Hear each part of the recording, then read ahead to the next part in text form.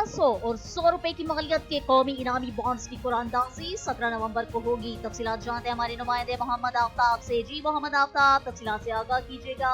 जी हाँ, बिल्कुल। अपने नाज़रीन को बताएं कि मरकज़ कौमी बचत के ज़ेर एहतमाम 1500 और 100 रुपए मालियत के कौमी इनामी बांड की कुरानदाजी जो है वो 17 नवंबर को होगी। तर्जमान के मुताबिक 1500 रुपए मालियत के बांड की कुरानदाजी स्टेट बैंक रावलपिंडी में होगी, जो मजमूई तौर पर 104वीं कुरानदाजी है। इसके इनामात में पहला इनाम जो है आपसे शेयर करेंगे 30 लाख रुपए, दूसरा इनाम 10 लाख रुपए के 3 और तीसरा इनाम जो है 18,500 रुपए की मालियत के 1696 इनामात शामिल होंगे।